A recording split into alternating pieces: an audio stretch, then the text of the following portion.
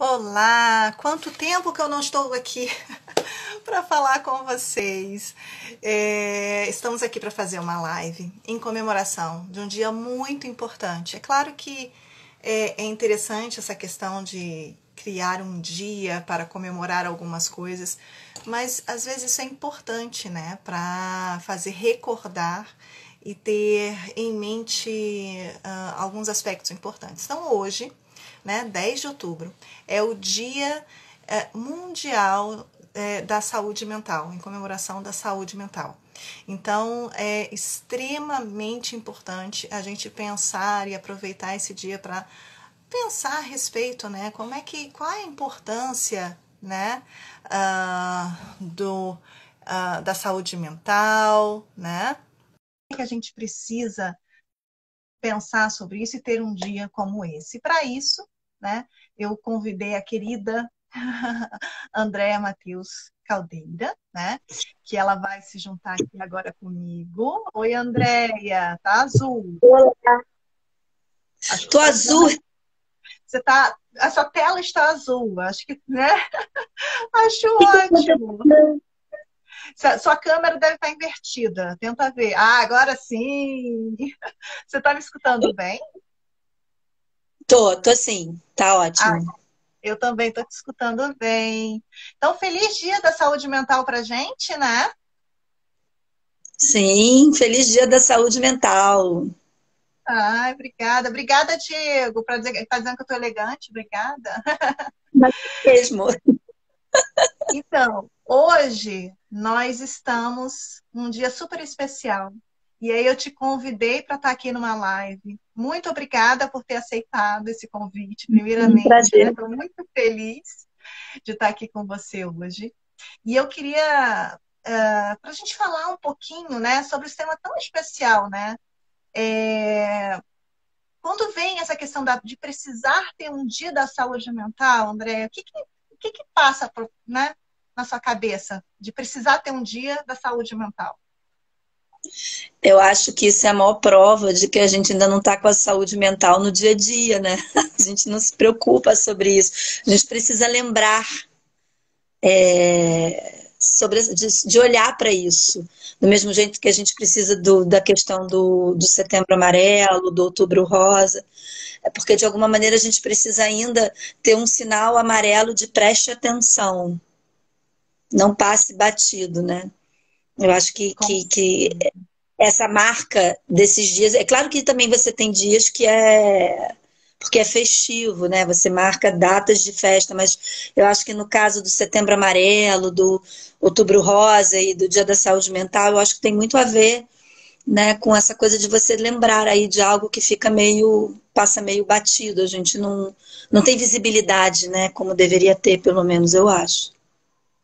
E aí, assim, para quem está nos assistindo, né, quando se fala de saúde mental, a gente está falando. Eu sei que você vai responder, mas eu acho que é uma pergunta que a gente precisa deixar claro, Tá? né? A gente não está falando daquele tipo de pessoas que tem um tipo de problema muito sério, né? Eu acho que esse Exatamente. estigma a gente precisa quebrar, né? Porque muitas vezes as pessoas acham que a psicologia, a psiquiatria, ou mesmo o termo saúde mental, é muito interessante que até no Conselho Federal de Psicologia criou uma fotozinha hoje, que eu achei super legal, né? Falar da saúde mental, mas falou contra os manicômios. E aí a gente fica com aquela questão de pensar que saúde mental é para falar de manicômios, né? O que você acha disso? Assim, você concorda que é importante tirar esse estigma? Com certeza, e assim, você fala isso, eu linko logo com aquela discussão que eu sempre trago, né? Por que que saúde mental é atrelada somente a CAPs, que são os dispositivos, equipamentos de cuidado da psicose grave, da psicose grave não, da vulnerabilidade, do ajustamento psicótico, né? Que são substitutivos daquilo que a gente chama de manicômio. E os dispositivos ambulatoriais que cuidam de uma gama de pessoas, que não é somente somente o adoecimento psíquico mais grave do transtorno borderline ou do transtorno deprimido, né? Mas é também de quem está angustiado, com uma angústia existencial e que precisa olhar para isso e precisa de uma psicoterapia, que é o dispositivo ambulatorial que é sucateado pela própria saúde mental, assim, né?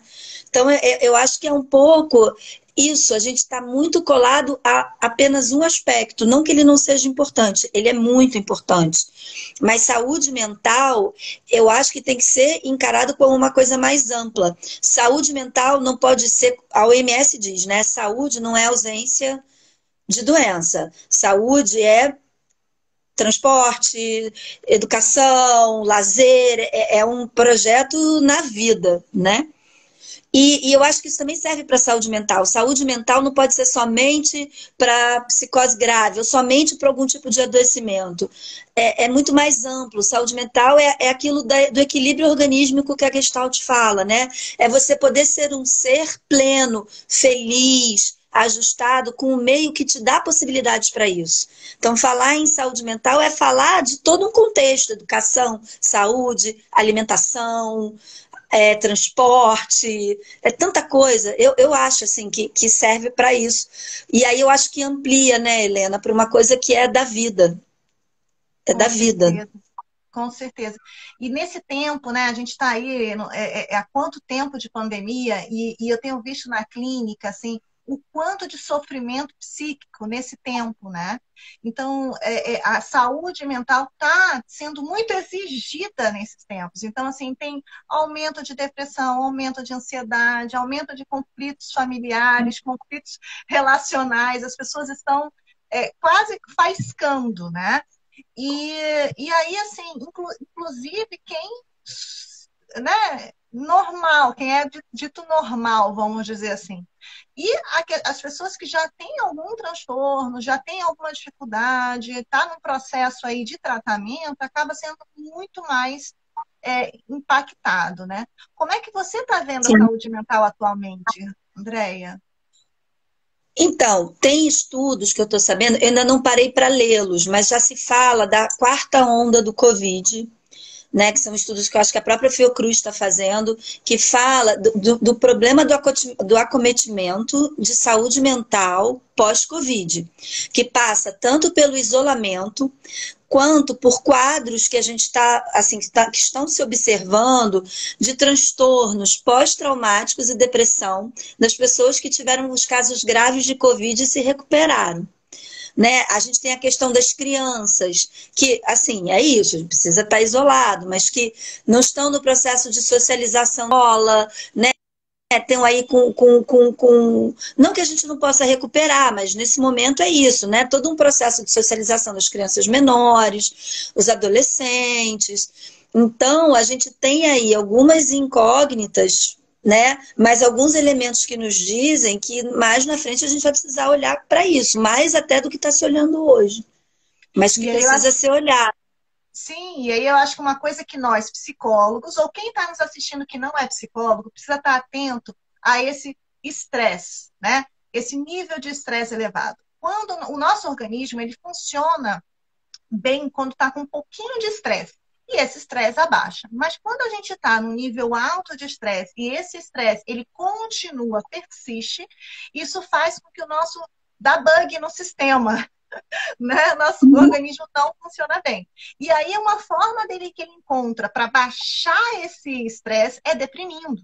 Então, a gente sabe também que níveis altos, né, de estresse por um período longo, né, pode levar a depressão, pode levar a transtornos de ansiedade, pode levar a uma série de coisas. Então, uma coisa que eu recomendo, muito simples, queria mostrar aqui, fazer um bônus aqui para as pessoas que estão assistindo a gente, né? Que é uma respiração muito simples, muito simples. Por que a respiração, né? Porque a respiração, ela ativa o sistema parasimpático que vai fazer com que abaixe o nível de estresse, vai abaixar a cortisona, né? Então, vai fazer com que esse organismo que está em nível elevado de estresse consiga abaixar um pouquinho. Então, yoga, né? E daqui a pouco eu quero que você fale sobre isso, Andréia. Mas assim, yoga, trabalho de respiração, exercício físico, ver filmes que choram, ver filmes que fazem rir ou séries, isso tudo pode ajudar, além do contato físico, óbvio. Mas nesse momento, às vezes, o contato físico não é possível. Então, eu queria convidar quem está assistindo agora para poder a gente fazer um trabalhozinho mínimo de respiração super simples que vocês podem fazer com qualquer pessoa no consultório. Quem não é terapeuta também pode fazer agora para baixar o nível de estresse. Eu adoro trazer esse exercício na minha clínica, né, no consultório. Então, todo mundo vai pegar a mãozinha, tá? Você pode, não sei se você conhece da mãozinha, Andréia. E aí você vai pegar um dedo. Então, e aí você vai fazer o seguinte, toda vez que você sobe, você vai inspirar. Quando desce, você expira. Só que vai fazer devagarinho, tá? E isso aqui é importante, porque agora eu vou fazer mostrando para vocês, mas vocês podem, em qualquer lugar, com a mãozinha escondida, vocês fazem isso que eu vou mostrar agora para vocês, tá? Então, vocês vão pegar aqui e, ó, inspira. Para um pouquinho. Expira. Inspira.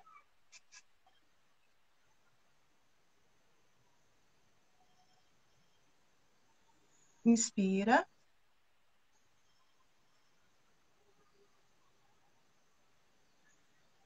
Inspira. Expira. Inspira. Expira.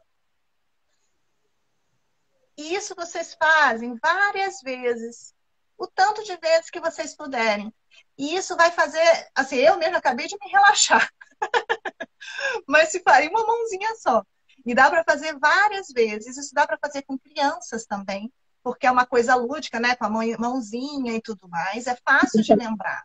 E ajuda a concentrar numa atividade e parar de pensar em alguma coisa que está atordoando a cabeça, né?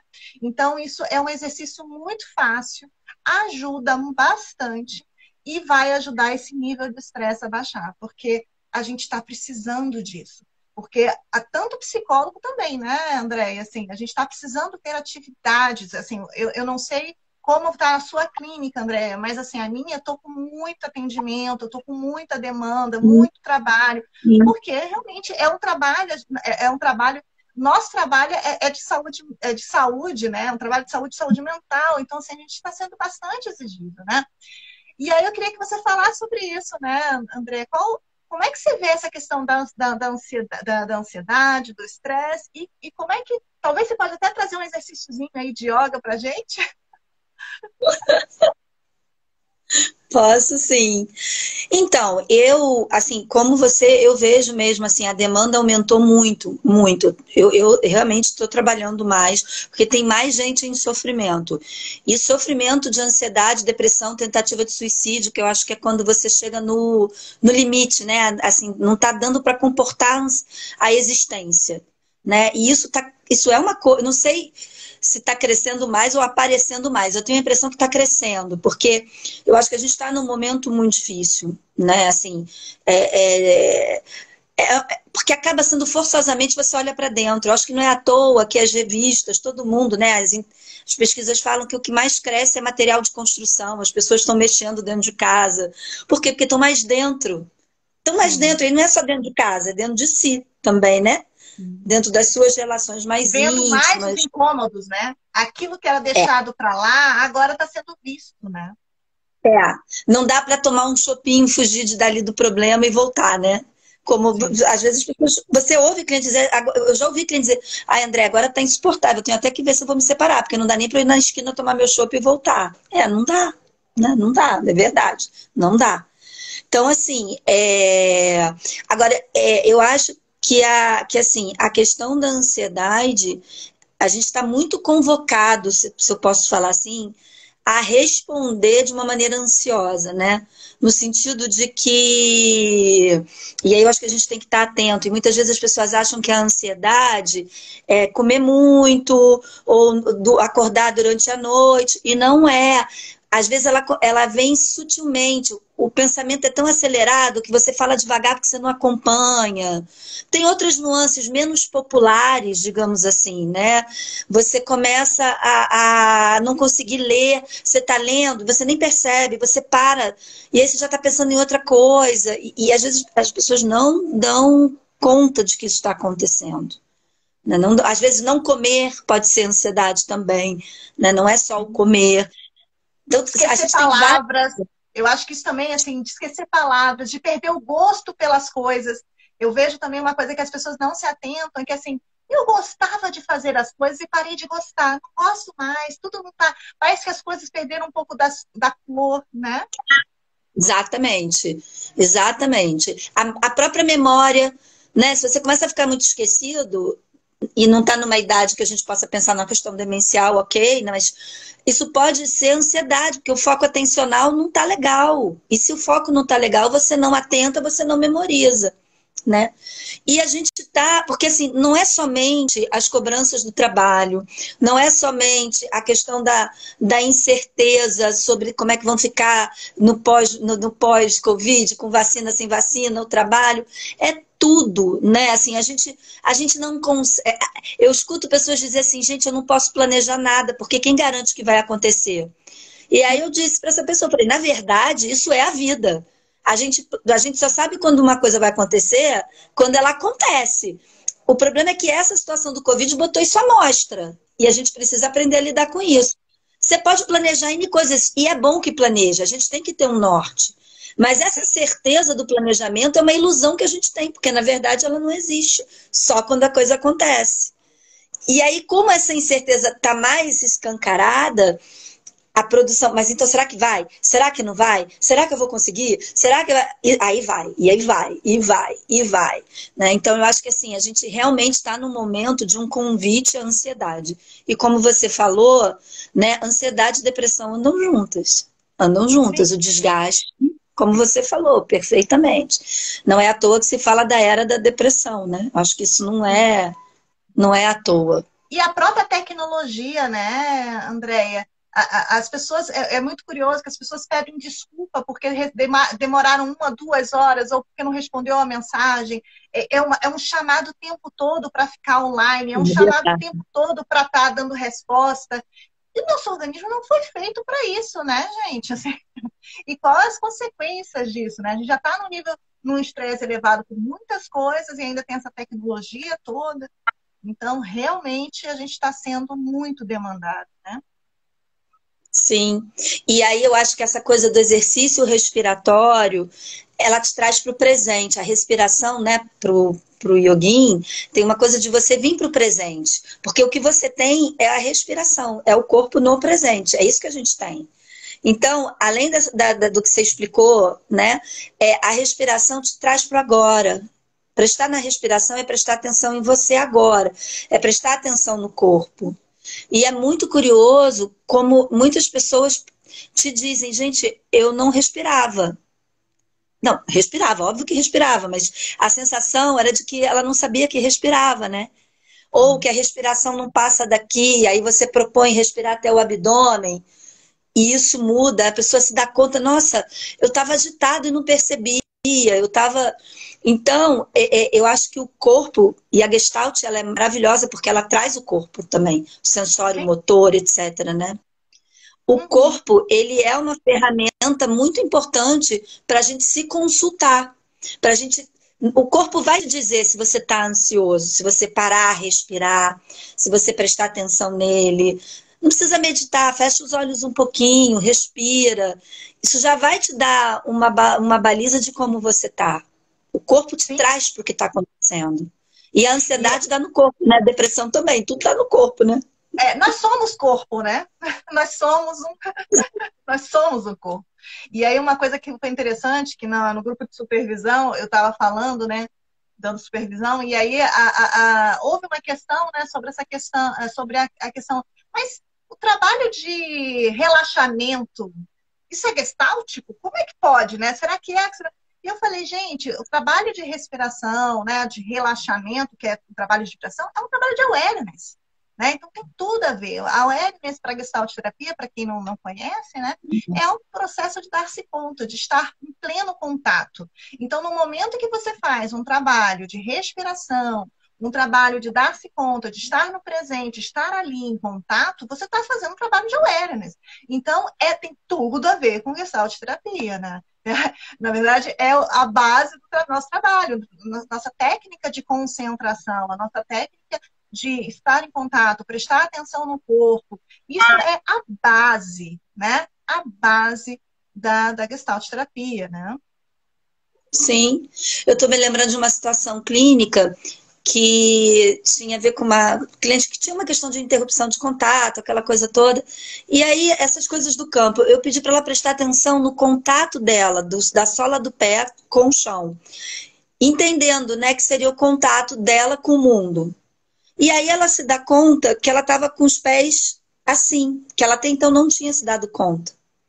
E aí aquilo ali se desdobrou em algo que ela começou a perceber, porque aí experimenta de um jeito, né? Aí a gente vai fazendo os movimentos lá da Gestalt, e aí ela foi inteirando e fazendo, né, awareness de determinadas, assim, o pé era ela no mundo.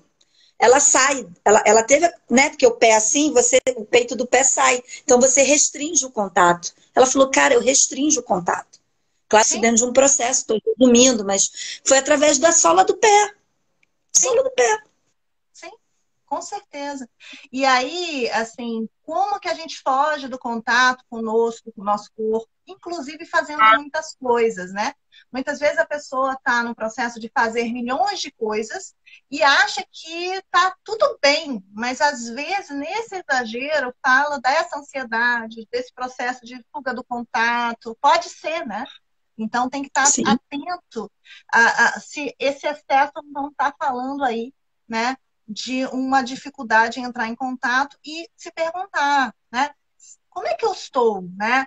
O que eu preciso? Porque eu acho que uma pergunta que eu tenho levado na minha clínica ultimamente é assim, o que você pode fazer por você? Ok, as coisas não estão legais, a gente não sabe quando que vai acabar essa pandemia, ou, né, o que vai acontecer, mas isso não quer dizer que você não tem algum controle, né? E dentro das possibilidades do que você pode, que a gente tem, o que você pode fazer por você? Porque tem, às vezes, assim, você gosta muito de escutar música no carro, mas será que você não pode fazer um momento de escutar música em casa? Né? Ou será que você não pode passear um pouco de carro uma vez, sei lá, né? Então, assim, se dá a oportunidade. E às vezes essas oportunidades são muito simples, mas as pessoas não param para olhar para si. Não param para olhar o que eu estou precisando, o que é importante para mim. Estou sozinho? Com quem que eu posso entrar em contato? Com quem que eu posso, né, interagir? Será que eu estou esperando muito que as coisas cheguem e melhorem para começar a viver, né? Porque eu acho que também tem isso. Tem muita gente na pandemia que está dizendo eu vou começar a viver depois que a pandemia acabar. Mas a pandemia faz parte da nossa vida atual, né?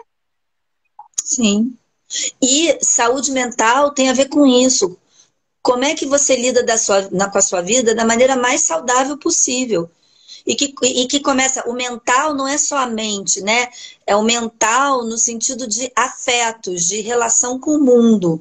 E com os ajustamentos, né? Com as adaptações que você vai fazendo com o que esse mundo te propõe. Então, é fundamental essas perguntas para a nossa saúde mental. Porque a saúde mental não é somente a saúde mental contra o asilo e o manicômio né, e a questão da psicose. A saúde mental é isso. Como é que eu me adapto da melhor maneira? Uma vez por semana vou com o carro ouvir música, sei lá, vou contratar um personal trainer, fazer ginástica pela internet, né? Mas assim, né? O que eu vou fazer por mim? E aí é aquela coisa, né, Helena? Eu não sei se é porque eu medito, mas é muito onde eu vejo as minhas respostas, além da terapia, óbvio, né? Mas assim, é aquela coisa assim, fecha os olhos e escuta. Às vezes um mal-estarzinho assim no peito, peraí, deixa eu conversar com ele. E aí as coisas tô precisando praticar mais a minha yoga. Tô precisando dar limite para tal coisa. É uma consulta eterna que a gente faz, né? Mas é o que nos dá a saúde. a E saúde só a mental. gente pode fazer pela gente, né? Eu acho que a Gestalt terapia é uma abordagem maravilhosa, não é à toa que nós somos Gestalt terapeutas. Se a gente não achasse maravilhoso, a gente não estaria aqui, né? Sendo Gestalt terapeuta. Mas assim, porque a gente trabalha com a noção de que quem sabe o que é melhor para si é a própria pessoa, né? Então, a gente é um consultor fenomenológico, a gente está ali para ajudar, para que a pessoa possa olhar para si, porque às vezes é tão difícil isso, né? Então, a gente ajuda essa pessoa para que ela possa fazer isso na vida dela mesmo, né? Então, e esse olhar mesmo, de suportar porque eu acho que a gente está numa cultura muito de não tolerar, né? Não tolerar um incômodozinho, ou incomodosão, ou, sabe? Não tolerar as imperfeições, ou aquilo que a gente não gosta. E aí a gente pula rápido. E aí, como a gente pula rápido, a gente não se permite, por exemplo, a experimentar, a viver, a ver o que é e aprender a lidar com isso tudo, né? Porque as nossas dores também produzem awareness. A gente está numa sociedade que provoca uma interrupção de contato com afetos que são importantes. Já dizia o Sartre, ansiedade, angústia faz parte da vida. O sujeito de escolha é um sujeito angustiado, porque quando você escolhe uma coisa, você ganha coisa e perde coisa. Esse é o mundo da escolha, Sempre, né? Sempre, sempre. Então, e quanto que a gente. E aí isso acaba voltando, né? Porque tudo que você tenta cortar, o campo traz de volta, mas aí traz de uma maneira, que é o que a constelação fala, aí também vem de uma maneira punk. Não é à toa tanta depressão também, porque você nega tanto que você sente que tem uma hora que isso vem como um tsunami. Isso volta. Se você para e escuta e suporta e aprende com aquele desconforto, você não vai precisar adoecer, porque você, inclusive, vai agir sobre as causas do desconforto. É que nem a febre te mostra que alguma coisa está errada. A dor no corpo te mostra que você tem que parar de usar aquele joelho que está doendo. Não é botar analgésico e sair correndo. Tá precisando parar, né? Sim. A mesma coisa não é aquela questão. o... Porque eu acho que a propaganda, tem uma propaganda que fala isso, a gente não pode parar por uma simples dor de cabeça. Por que não? Né? Não, exatamente. Por que não? Por que a gente não pode parar para olhar o que está acontecendo comigo? O que essa dor de cabeça fala de mim, fala da minha vida, do meu processo atual? Mas é interessante porque, e a gente vê isso, né?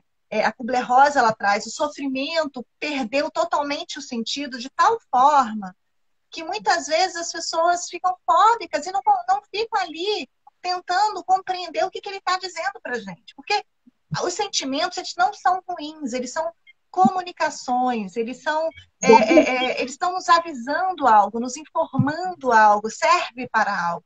Só que não serve de nada, igual uma ferramenta que está lá e que a gente não usa, não serve de nada, só serve se a gente usa, né? Claro. Claro. Aliás, o Oriente ele fala isso, sabe? O que diz que é bom e mal é a mente. Porque, na verdade, tudo é experiência. É bem gestáltico, né? Total. É bem gestáltico. Mas é isso, sabe? É isso. A tristeza, a angústia, a gente é que nomeia como mal. Porque não se você para. Eu aprendo muito com a minha angústia e com a minha tristeza, assim, né? Você sabe que eu estou num momento de vida difícil. E o quanto que eu tenho aprendido com isso, né? Com a dor, com a angústia. É acolher e vamos lá, é isso. Isso é awareness também, né? Isso é awareness também. Inclusive saber que a gente sente dor, né, Helena? Inclusive saber que a gente está vivo, porque só sente dor quem está na vida. Quem não está na vida, do mesmo jeito que só perde quem tem, né? Só perde quem tem. Quem não tem, não perde. Não tem problema. Claro, e assim, né? Acho que a gente a nossa saúde mental está sendo, vamos dizer assim, chamada, né, convocada a pensar na nossa própria vulnerabilidade, na nossa própria fragilidade, no quanto que a respiração muitas vezes falta. Eu acho que metaforicamente, se a gente for ver essa pandemia, tem muito a nos ensinar, né? Não, claro, não estou dizendo que eu acho que eu gosto dessa situação, não estou dizendo nada disso, mas metaforicamente, o que o planeta, né, o que o campo está nos dizendo, né? Exatamente. Não pare. é só uma pandemia, não é só uma pandemia que está acontecendo, né? O mundo está se rebelando aí, a natureza está se rebelando. E aí, o que que isso fala de mim? O que que isso fala das minhas escolhas? Né? O que que fala do que eu estou fazendo comigo? Bom, lá fora a gente não tem como saber, não tem o que fazer. Mas e aqui comigo? O que que eu posso fazer? Né? O que que tem meu aqui interno que eu estou deixando contaminar? Né? O que que tem meu aqui que está fazendo faltar ar? Né? Acho que convoca a pensar bastante. Né? Também acho. Também acho. E saúde mental é acolher, é isso, é acolher o desconforto, é acolher a dor, né? É aprender com eles, é olhar o que a gente tem que aprender com toda essa situação, porque tem que aprender mesmo. O que o campo está dizendo para a gente, eu acho que é uma pergunta diária. Uma das coisas para mim é pare, porque a gente parou. E no que a gente para, no que um pouco do homem sai do mundo, aparece animal que estava extinto, golfinho, não sei aonde, que não aparecia um tempo. Aí isso diz alguma coisa, né? Isso diz alguma coisa, né? Pois é, pois é. E aí, né, o que você acha, né, assim, que apesar disso tudo, né, a gente está falando da saúde mental, de muito preconceito, de pensar que saúde mental é só para aquelas pessoas, mas o que você acha que tem evoluído na saúde mental, assim? O que você acha que a gente deu passos, né, para frente, evoluímos aí? O que você acha? Não, então, eu acho que mesmo tendo essas falhas, né, que para mim são como a questão do dispositivo ambulatorial, né, que aí deixa uma gama de sofrimento meio solto, né? Por exemplo, eu acho que a gente de fato tem um avanço, né, nos cuidados em saúde mental, principalmente com as pessoas em sofrimento psíquico grave, com vulnerabilidade social. Isso é tão gritante, né? Que você chega a ver, se você pega o F20 é o diagnóstico da esquizofrenia, né? Se você pega, por exemplo, da época da NISA, daquelas pessoas institucionalizadas, que inclusive alguns psiquiatras falavam que era uma demência precoce, e olha, esse mesmo F20, né, hoje, com os outros dispositivos de tratamento, sem o isolamento, é totalmente diferente, que é muito gestáltico, a gente sabe disso, né? O meio, a relação de troca, mas aí a gente vê assim como avançou, né? Eu acho que uma outra coisa que avançou é essa discussão sobre o lugar do especialista, sobre o lugar da medicação, né? Sobre não patologizar a vida. Eu acho que também é uma coisa da saúde mental muito importante. Se questionar que hoje ninguém fica triste, todo mundo fica deprimido. O que é isso que a gente está fazendo? Né? A vida tem sentimentos, isso é uma discussão que a saúde mental traz, e na figura do próprio Paulo Amarante, e de outros autores, né? Que eu acho que são avanços, porque é a gente estranhar o que é natural. Né? Eu acho que assim de fato cutucar a sociedade, né? A olhar para si, a lidar também com as pessoas em sofrimento na rua, não no enclausuramento, também é um avanço. Então eu acho que a gente consegue coisas. Ainda não é o ideal, mas eu acho que a gente caminhou bastante, bastante mesmo. Não sei se eu te respondi. Claro, claro, e eu acho que uma coisa que eu acho que tem evoluído, né? Eu tenho ouvido as crianças, os jovens, né, os adolescentes, aquilo que antes era tão banalizado como os sentimentos, né? Hoje em dia as crianças já estão mais atentas aos sentimentos. Existe uma discussão também sobre a questão em relação ao que é importante, né? Eu vejo várias lives disso. Então, até mesmo a questão da psicologia, que está sendo também não tão preconceito, né? Não tem tanto preconceito assim. Então, assim, eu acho que em pequenos movimentos a gente tem evoluído, né? Então, assim, tem adolescentes que chamam os pais para terapia. Não, eu acho que minha mãe precisa para terapia, eu preciso ir para terapia, né? Então, você vê que a nova geração que está chegando, eu acho que está mais consciente, menos preconceituosas. Eu acho isso muito positivo, né? Eu tenho visto mais adolescentes querendo vir para terapia e às vezes os pais dizendo, não, meu filho, você não precisa do que o contrário. Então, isso eu acho que é uma evolução que eu acho muito interessante, assim, que eu acho que todo esse trabalho, né, de conscientização, de muitos adolescentes, muitas crianças que estão sabendo mais que existe uma coisa chamada de sentimentos, que existe a saúde mental, que, né, que não é legal ficar, não ficar legal, né? Então, acho que isso é algo que tem evoluído. Agora, no âmbito, né, do sistema público de saúde, acho que você pode me dizer melhor, né, se você acha que a gente está evoluindo ou não, né? O que você acha? Então, eu acho que essa questão da lógica de cuidado, que é de não exclusão, né, de acolhimento, né, de colocar as pessoas em sofrimento na vida, né, evitar as internações só em casos muito graves, etc., eu acho que é um avanço, assim, importante. Mas a gente tem... o Sistema Único de Saúde, ele tem sofrido ao longo do tempo. Né? Então, assim, a gente tem aí um processo de sucateamento dos serviços muito grande também. E que muitas vezes eles não conseguem cumprir aquilo que eles querem fazer. Se tenta, mas às vezes até porque assim, tem coisas que dependem de você ter gente, de você ter material, né? De você ter medicamento. Não depende só da tua vontade de estar lá. Né? E aí eu acho que tem uma coisa, não sei, é uma sensação que eu tenho, que parece que cada vez mais a coisa pública ela está esvaziada de sentido para as pessoas, sabe? Parece que tudo que é do público não é bom. Né? Então, assim, não há não há um cuidado, nem da própria população, num certo sentido, de que aquilo ali é para ela e aquilo tem que funcionar bem, e isso é que tem que ser não cobrado. Não é de graça, né? Acho que isso que é interessante, não é de graça. E que não é o cara que está ali na ponta atendendo ele que é culpado por um monte de coisa. Né? Mas é tudo, né? Você vê, na rua as pessoas jogam lixo, na rua as pessoas fazem uma série de coisas que eu duvido que façam na casa delas, assim. Essa coisa do público tá muito... Você vai no trem, assim... Gente, o lixo tá do lado da porta. As pessoas jogam lixo ali, sabe? Elas vão passar pela porta, vão passar pelo lixo, mas jogam lixo no cantinho onde estão sentadas. Eu só consigo entender isso se eu pensar que aquilo ali, como não é a casa dela, é terra de ninguém.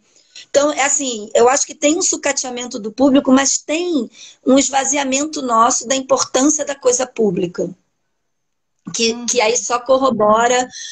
Assim, você pode ter plano de saúde, tudo bem, mas o plano de saúde tem que ser uma opção e não uma necessidade. Eu acho isso, né? Eu acho isso. Então, eu acho que a gente... Ideologicamente, digamos assim, em termos de clínica, nós somos avançados, mas não quer dizer que a gente consiga garantir... Somos avançados, temos problemas, óbvio, mas, assim, em termos de garantia do que se avançou, é difícil muitas vezes pelas condições mesmo, né? Que são muito instáveis, etc. Né? E como é que é ser gestalt terapeuta no serviço público?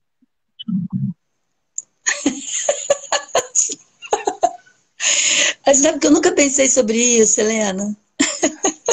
Não, nunca te fizeram essa pergunta? Eu sempre quis te fazer essa pergunta. Até caiu, tá vendo? Peraí. Até o celular ficou emocionado com a minha pergunta. Cara, você sabe que eu não sei? Assim, eu tô aqui, tô... Porque, assim, eu não sei, de alguma maneira... Total! E mais, eu vou te dizer que, por eu ser gestalt terapeuta, que eu acho que eu consigo acreditar numa clínica pública com todo sucateamento, sabe? Porque a possibilidade de criar. Então, a gente vai criando. E aí, criando em todos os aspectos, sabe? E aí, por exemplo, eu entendo que talvez para uma situação seja importante ajudar aquela pessoa que está cega, porque está na fila da catarata, deprimiu porque estava na fila da catarata e porque estava sem receber nada porque não consegue agendar no INSS, sabe? Essas coisas assim. E aí, eu como gestalt terapeuta, consigo entender que talvez o primeiro passo de acolhimento e de contorno e de ampliação para essa pessoa é ela conseguir essas coisas. E aí isso se torna, não que eu vá pegar e fazer por ela, mas ajudá-la a se organizar para isso se torna uma clínica, entende? E tem frutos. E depois ela consegue falar da depressão dela. E do sofrimento pela perda de um filho, no tiroteio da comunidade, porque ainda tem essa, ainda tinha esse elemento. Uhum. Sei lá, é poder criar de várias maneiras, assim, sabe? Experimentos com o corpo, às vezes, né, como uma cliente que eu tinha que ela não mexia o braço, e aí isso me chamava a atenção, ela apoiava o braço, não mexia, e aí a gente começou a fazer um experimento com aquele braço.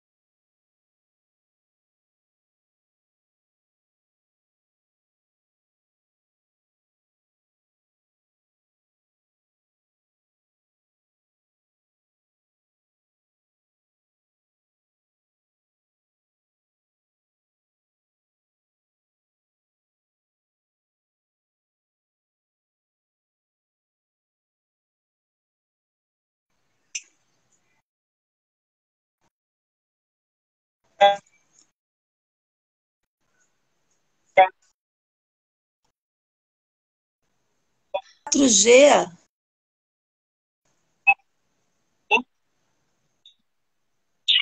Helena?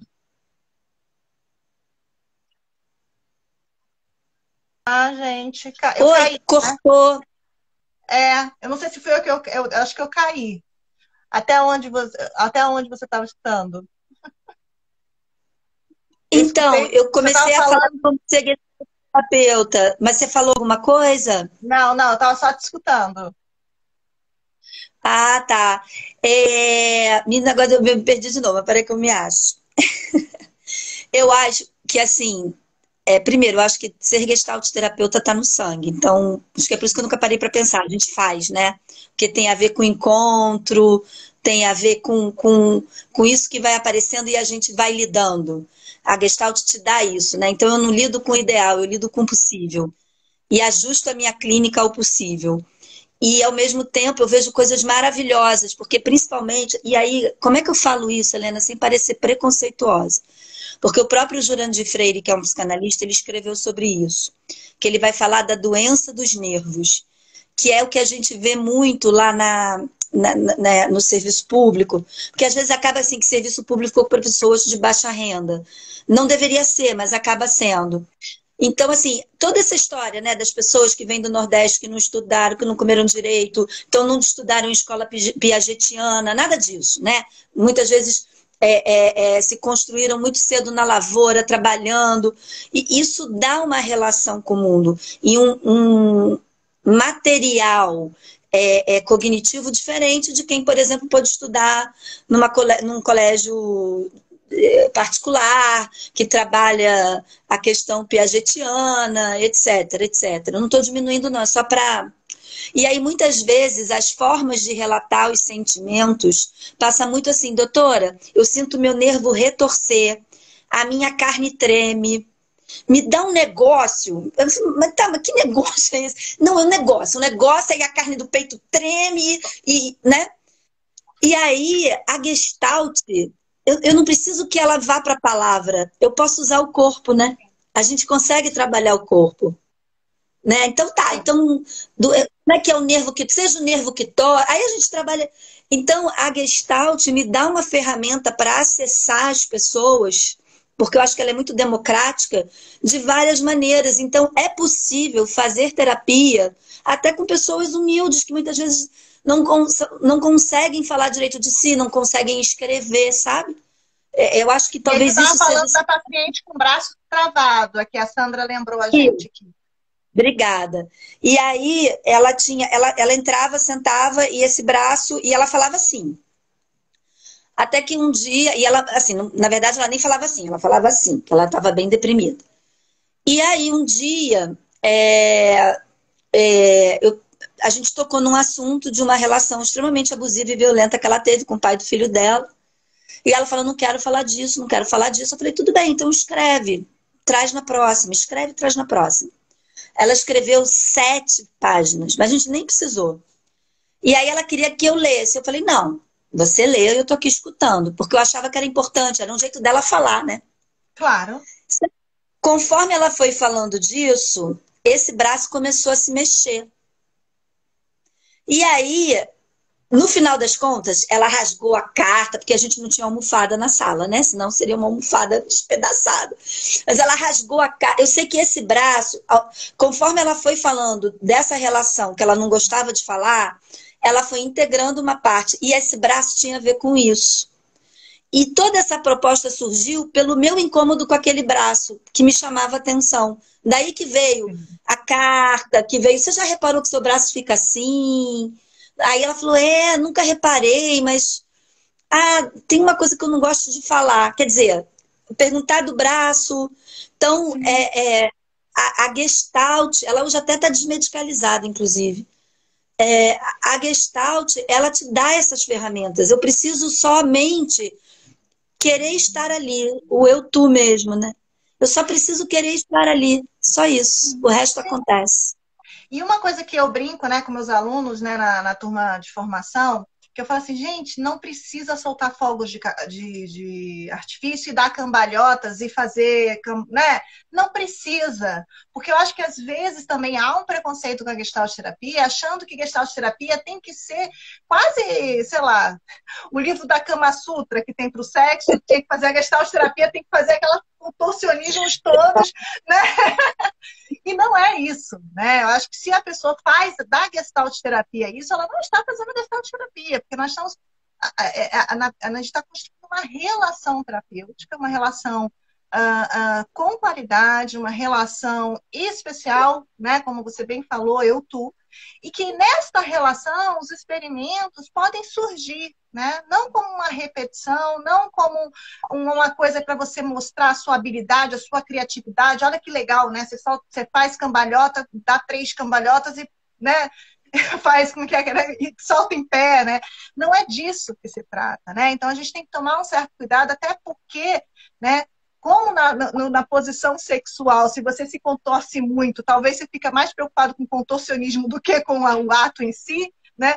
A terapia também, se você fica fazendo muitos malabarismos, talvez, não estou dizendo, né, que isso não possa ser feito, mas talvez esses malabarismos todos possam fazer você fugir do contato, né? Então, acho que isso é muito importante. E aí a gente pode fazer Gestalt terapia na rua, né? A gente pode fazer no hospital, a gente pode estar né? Nas nossas relações, até porque Gestalt terapia é para a vida. E eu não sei se as pessoas que estão aqui com a gente percebem que a gente está fazendo aqui é Gestalt terapia. A gente está fazendo, né, um processo, né, de gestáltico, estando com quem está aqui nesse momento, com quem vai estar assistindo esse vídeo gravado depois. Então, eu até fico arrepiada, porque Gestalt terapia é para a vida. Não dá para fazer Gestalt terapia quando está no consultório e quando está ali falando com alguém que está trabalhando no elevador, ou alguém que está na padaria, ou alguém que está na vida, você tratar como se fosse outra coisa. Se há diferença, tem alguma coisa errada, no meu ponto de vista. Não sei se você concorda com isso, André, mas eu acho que Gestalt terapia tem que estar na vida, senão, né, é um estilo de vida, né? É uma posição na vida, é existencial fenomenológica, é uma posição na vida. E a relação eu-tu não pode estar só dentro do consultório, a relação eu-tu tem que estar com o cara do elevador, concordo com você plenamente. Uhum. E isso é apesar muito importante. De no mundo que propõe relações eu-isso, né, Helena? A gente está num mundo que propõe muito a relação eu-isso. Desculpa até te interromper, mas Não, mas eu vai acho que a mesmo. gente, Pode né? falar. Não, então, eu acho que a gente tem que estar sempre nessa coisa da relação eu-tu, mesmo quando sejam relações contratuais, né? Mesmo que seja a pessoa que você contrata, sei lá, para dirigir para você, o motorista do Uber. Tudo bem, ali tem uma relação de eu-isso, num certo sentido, mas não precisa ser somente isso. Tudo bem, ele está te prestando um serviço, mas ele é uma pessoa. Ele é uma Sim. pessoa, E eu né? acho que se colocar numa posição em que nós nos colocamos, né, vamos dizer assim, em superioridade com o mundo, tem alguma coisa aí. Eu, né, eu sei que nós brasileiros adoramos fazer isso, né? É o É. melhor do Brasil, o melhor do mundo, o melhor disso, o melhor daquilo. Mas isso, né? Cada um tem a sua beleza. Todos podem ser lindos, todos podem ser maravilhosos, porque nós, dentro de nós, cada um da gente, isso eu posso garantir e assinar embaixo. Cada um de nós nascemos com um propósito, que alguns conhecem, alguns não, né? Ainda estão em busca, e que se seguir esse propósito, vai florescer e vai transformar ao redor, a vida vai trazer algo de positivo para o mundo, vai ser lindo.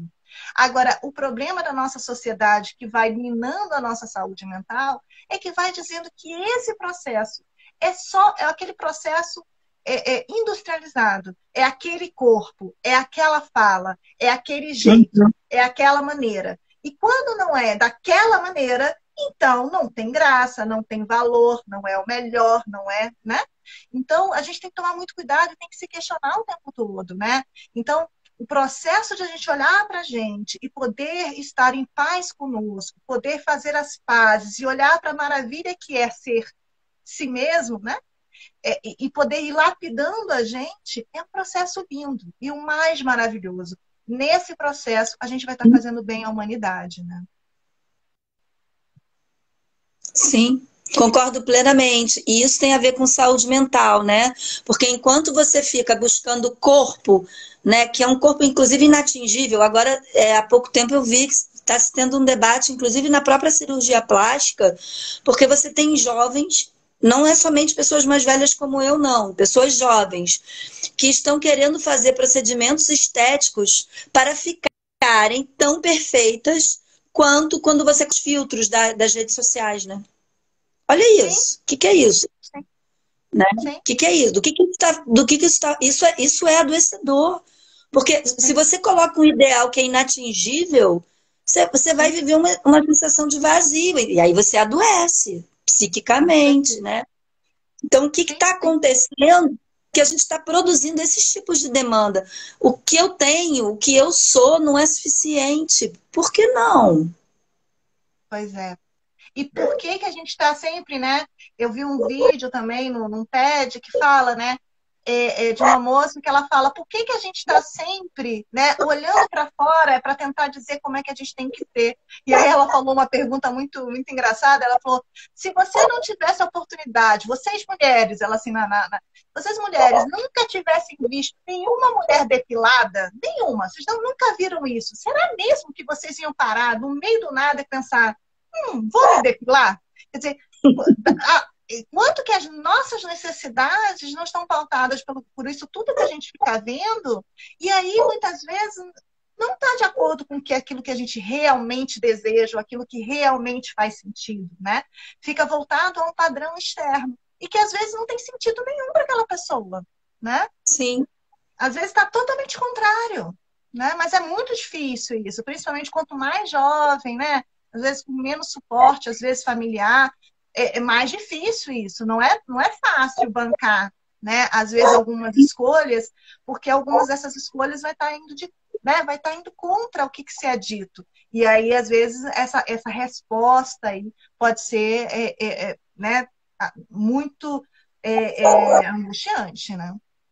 Sim, que é também um pouco, Helena, você falou dessa coisa, e aí eu me lembrei do quanto também, né, você vê isso até no próprio processo terapêutico de pessoas, e que também tem a ver com a rede social, né, que é essa coisa assim, as pessoas postam o melhor lugar, enfrentam uma fila enorme, vão para um lugar não sei o que para tirar foto, porque todo mundo está indo, então você também tem que ir, você também tem que postar na rede social, você também tem que não sei o quê. Então, tipo assim, eu sou vegetariana, é mais ou menos assim, eu sou vegetariana e eu vou no fogo de chão porque todo mundo foi, então eu tenho que ir também, porque eu tenho que postar tudo. E é um pouco assim, né? Essa coisa. Não é só nos padrões estéticos somente, né? Mas é também até nas demandas das relações sociais, né? Você tem que ter ido para tal lugar, você tem que ter provado tal coisa, porque tem que postar que teve lá, que fez, porque o fulano foi, e tem o youtuber que falou não sei o quê. A gente está vivendo. E muitas vezes é isso, é que nem eu. Imagina, uma vegetariana numa churrascaria. Qual é o sentido, né? Assim, qual é o Sim, sentido sim. disso? Nenhum, né? Não, e outra coisa, né? Imagina que às vezes também as pessoas confundem o parecer com o ser, né? Existem pessoas que não são psicólogos, existem pessoas que não são qualificados, existem pessoas que não têm, enfim, né, know-how, e como tá, tem muitos seguidores na internet, porque fazem sucesso, porque aí as pessoas falam, se faz sucesso, se está sendo atendido pelo fulano que é famoso, ou se fulano que é famoso falou, deve ser muito bom. Então a gente tem que tomar cuidado, né? A gente tem que tomar muito cuidado com essa lógica que está aí, porque esse parecer pode nos enganar e nos levar aí a um adoecimento maior. Andréia, a Uhum. gente só tem 4 minutos de live, que aqui tem tempo assim. O que você quer fazer para encerrar aqui? O que você quer dar suas considerações finais? Isso tudo que a gente falou no final agora, sobre estar descolado e fazer pelo outro, a gente volta ao início. Temos que parar, temos que respirar, porque assim a gente consulta o nosso corpo para ver quais são realmente as nossas necessidades. E Sim. isso é saúde mental. Como também não estou bem, tudo bem, vou ficar quietinho, vou ver o que o mal-estar tem para me dizer. Então, para mim, o final contempla o início, que é o retorno o eixo, a você, a respirar. Esse é o caminho. A gente aqui não vai dar fórmula de bolo, não faça isso, senão a gente vai estar igualzinho os youtubers e etc, dizendo o que você faz e o que você deixa de fazer. Mas você respirar, olhar para dentro e veja você as suas necessidades. Eu terminaria assim. A gente até falou de fazer um exercício, não sei se. Mas a gente faz outra live e faz exercício, Helena. Para mim não tem o menor problema. Né? Mas Aham. para mim fica nisso. Eu acho que e isso é saúde mental, acolher a dor, se acolher, voltar para dentro, ver o que você quer, você poder dizer, olha, todo mundo faz isso, mas eu não quero, e tudo bem. E tudo bem, eu não quero, tá tudo bem. Sim, sim. O pessoal está pedindo mais uma live, então vamos fazer, ok? E aí você fica na dívida de fazer um exercício para gente. E eu gostaria de agradecer a todos que ficaram aqui. Eu sei que foi uma coisa surpresa, adoro live surpresa. Então, assim, agradeço a você, Andréia, primeiramente, a todos os comentários. Eu li vários comentários aqui, prestei atenção em todos, só não quis interromper a Andréia para poder ficar respondendo, então coraçãozinho, amor aí para todo mundo que respondeu, aos meus queridos estudantes, aos meus parceiros aí da profissão de psicologia, muito obrigada a cada um de vocês. Quem gostou, dá uma curtida aí, compartilha para que as pessoas possam ver, e quem está vendo agora, no início, lá pelos 15 minutos, 10 em 15 minutos, eu fiz aí um exercício de respiração que é muito interessante para vocês fazerem na clínica e para quem mesmo quem não é psicólogo, pode fazer e pode ser beneficiado, tá bom? Então, essa live vai ficar gravada aqui e eu vou colocar depois no YouTube também. Quem não está no meu YouTube é saberpsi, youtube.com.br/saberpsi, tá? E um recado que eu dou para vocês: olhem para vocês. Vamos aproveitar o momento de olhar, perceber o que vocês estão precisando. Nós estamos num momento muito difícil.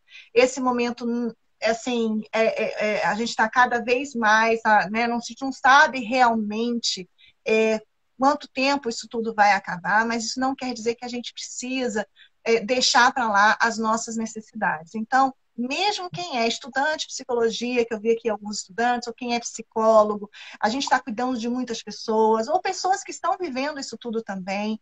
Não esqueçam, vamos. Então, o convite que eu faço para vocês hoje, em algum momento agora à noite, ou em algum momento que você puder do dia, dá uma parada, respira e peça assim, o que eu posso fazer para alimentar o meu organismo, assim, não fisicamente só, porque às vezes a pessoa fala, o que você pode fazer por você? A pessoa vai comprar alguma coisa ou vai comer alguma coisa. Eu não estou falando necessariamente disso, mas Uhum. alguma coisa que vai alimentar a alma, sabe? Que alimenta, né, o nosso... há quem diga até o do espírito, né? Assim, mas não estou falando nada de religião, mas assim, que alimenta aquilo que não é que é não está no físico, né? Então, preste atenção, cada um vai ter sua resposta, não é resposta fácil, o que é a minha resposta talvez não seja a mesma para todo mundo, então eu convido cada um, né, assim, no fundo do meu coração, que vocês possam olhar para vocês, darem um tempinho, e fazer uma coisinha, lembrando da gente, né, Andréia? Lembra da gente, faz uma coisinha, se vocês quiserem, depois comenta pra gente, que a gente vai, eu vou ficar super feliz, adoro os comentários também, porque realmente isso me preocupa. Eu estou muito preocupada, a gente está há muito tempo com isso tudo. Então, um beijo no coração em cada um de vocês e muito obrigada a todos. Beijinho. Tchau. Tchau, Andréia. Obrigada. Prazer.